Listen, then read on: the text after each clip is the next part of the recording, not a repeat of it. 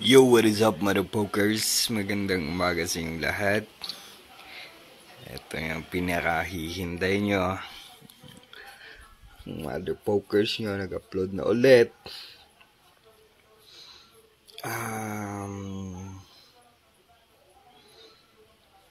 Actually, ito na ata yung last video ko, mother pokers.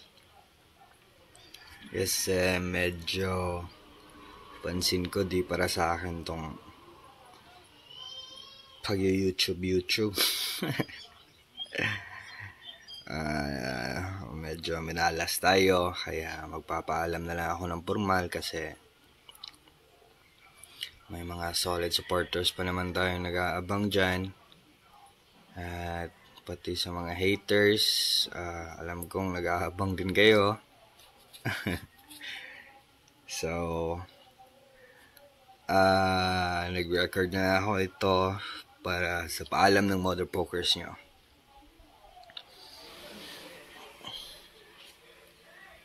At medyo sumasabay din yung panahon sa akin, sa aking kamalasan. Pangatlong beses na ata itong nasira yung phone ko. Tapos na-reset at nawala lahat ng mga videos. Tapos yung last nasira, pinalitan ko na talaga. Kaya ngayon, ito, wala na akong magandang video ang ma-upload. At saka back to zero din yung mother pokers nyo. Kung nakikita nyo, nag-load na lang ako ng 500. At dito naman sa trying comeback ko na stage na to, medyo wala ding swerte. Kaya napag-isipan ko na lang na take a break muna.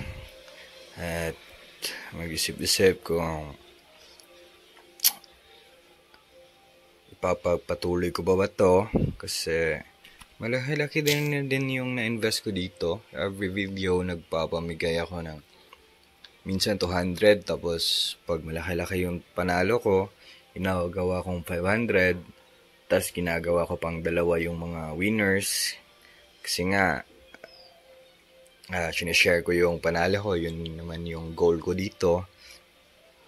Kaso negative na yung profit ko, kaya napapaisip na ako kung necessary pa ba o profitable pa ba ako kapag pinatuloy ko to. So, hindi na. So, pasensya na sa mga solid dyan.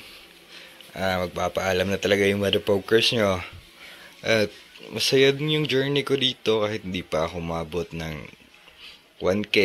At least nakita ko na marami ding nai-inspire at natuto sa paglalaro ko ng poker. Poker talaga ay hindi lang hobby para sa akin, kasi ito talaga yung laro na nagiging creative yung utak ko. Tapos parang brain exercise ko na din, kasi usually yung mga laro ko Dota, ML, di na ako nag-ML.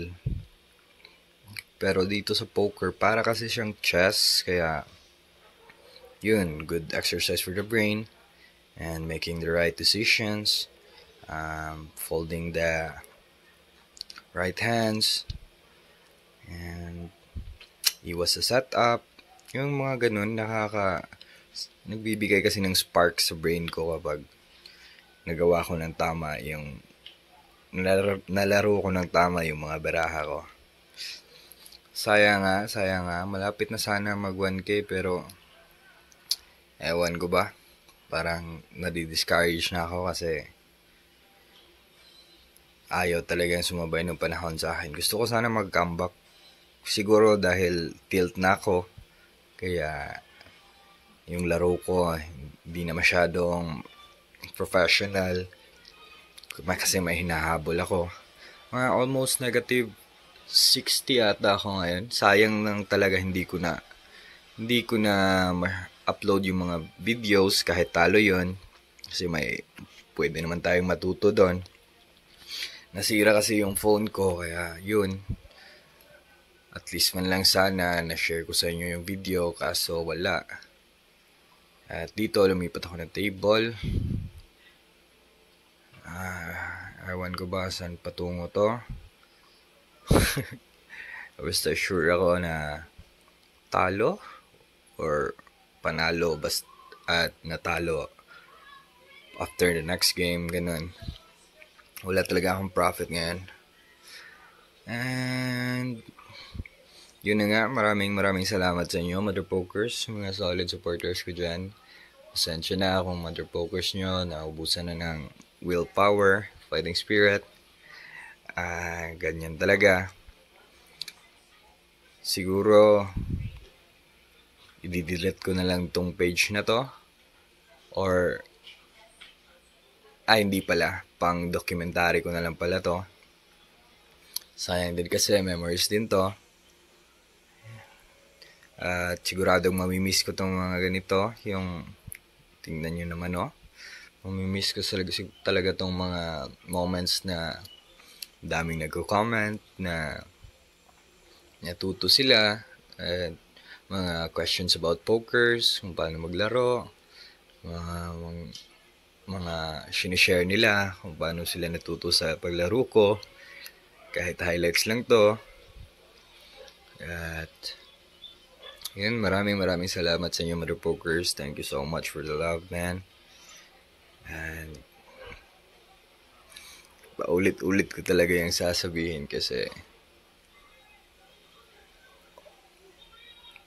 thrill din yung life ko nung nasubukan ko tong vlogging. Kahit alam kong walang patutunguhan, natuloy ko lang pang documentary hanggat medyo may marami-rami na tayo, kaya naginado ako. Ngunit sinubukan na naman tayo ng panahon ngayon. At ito siguro yung tamang desisyon na mag-fold na muna ako sa pag-vlog. Kasi wala puro setup setup sa phone, sira, mga videos nawala, pera nawala.